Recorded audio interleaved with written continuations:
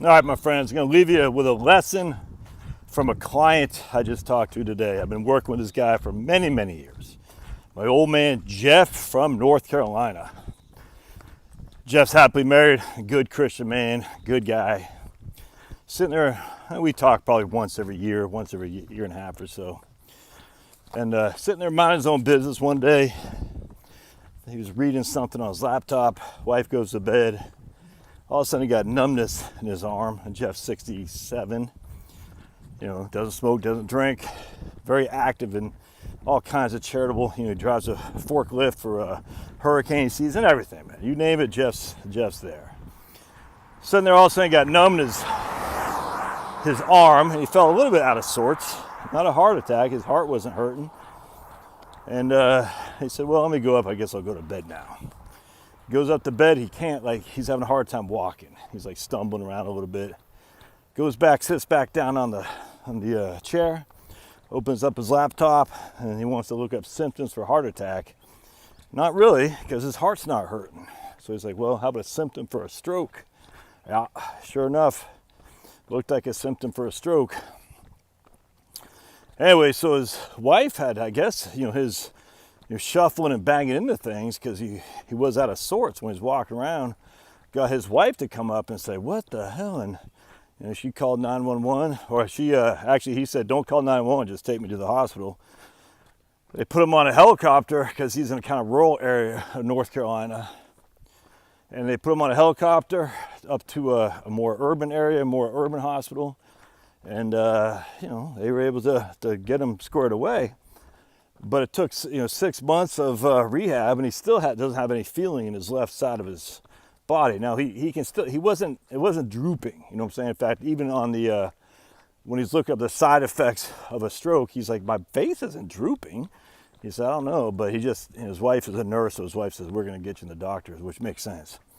Anyway, so even after 6 months of rehab, he can walk now. He wasn't able to walk for 2 months. He's in a wheelchair. You know what I'm saying? Not fun. He took his dog for a walk this morning. He says, I'll probably need a cane. Oh, that hurt. Just stepped off something. Hurt my back. This is the place where I fell on my butt right there. I was picking up some blackberries off the thing. So this area does not like old Josh.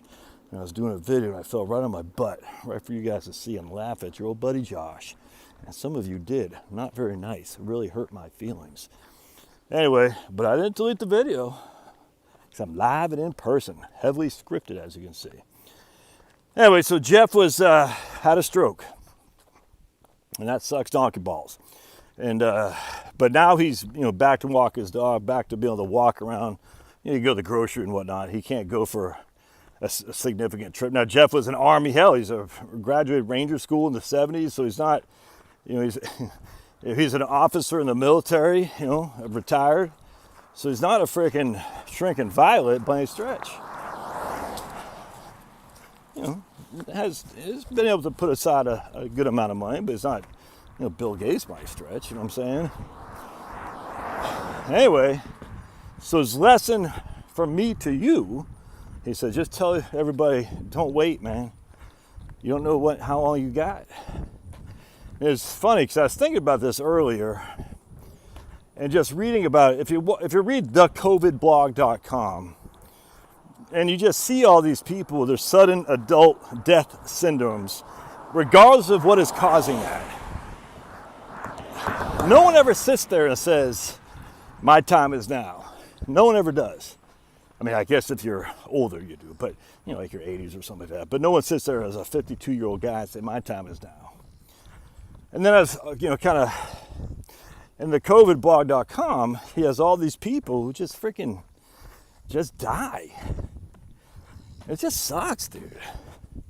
Then I was doing that video yesterday on that hospice doctor, and I didn't read that part. Hopefully you read it for yourself. But, talk about the more remorse people have, the younger they are, and they weren't able to accomplish the things they wanted to accomplish. Because they thought just working another day. It sucks, dude. this isn't the old day of the company town where you have to work in the coal mine or else you won't have food to eat. You know what I'm saying? I look back at Ken Follett did a book, and I forgot what it's called, and he's pretty liberal, but it's a great book. Following these people 3 generations from like before World War I up until I think like the 70s or something like that, in the UK, Wales or something like that.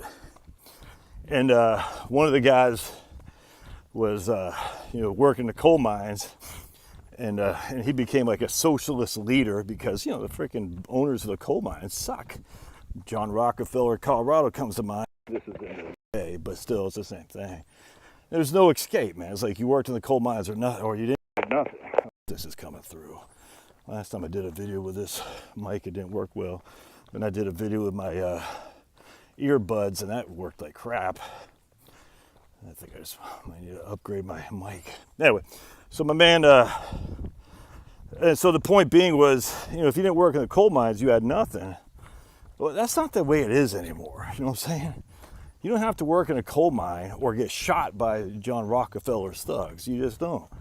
There's a million different things you can do. The only thing that's keeping you from doing anything is your fear of the unknown. You're like, I don't know, Josh.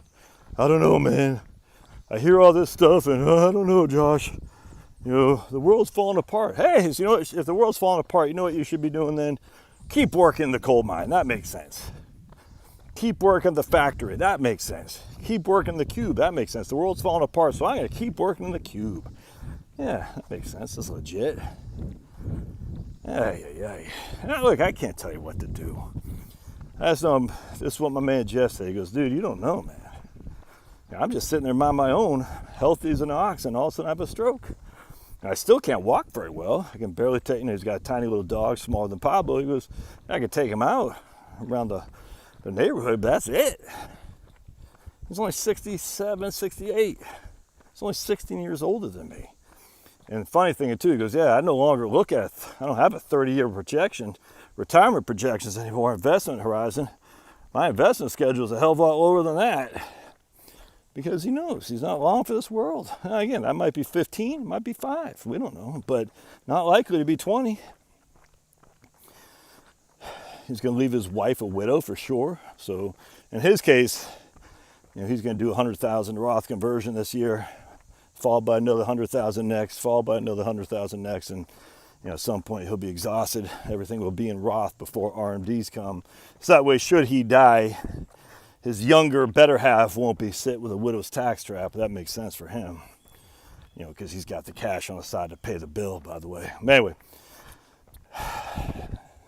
just words of advice from a retiree. Don't wait, because you don't know when it's going to come get you. And in my experiences, by the way, I'm just telling you right now, it's like when I started my own business, 1 million people Sunday said, when they were asked, hey, are you, what happened when you started your business? They said, I should have done it sooner. It'd be the same thing with the retirement. Should have done it sooner. Which is why I'm really focused like a laser beam on my book about the inflation myth in your retirement plan. No, you got some deers. What's up, deers? What's up, deers? I'm not even sure what a deer makes. What kind of sound does a deer make? Woof! Woo, woo, woo, woo, woo. Woo, woo, woo, woo, woo. Oh, nothing. Roar! Nothing. You can't really see. I don't know if you can see them. Not even looking at me. These guys are like, yeah. Oh, that guy's looking at me. Roar! Roar! Yeah, they're overgrown squirrels. All right. Love to hear your thoughts. We'll see ya.